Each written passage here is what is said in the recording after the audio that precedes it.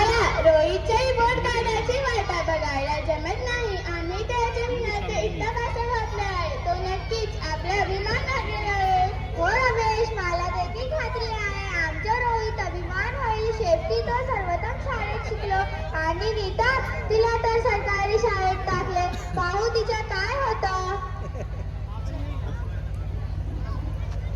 आई बाबा, माझे report card मिळाले आहेत. आधी रोहित पाहू. आपला हुशार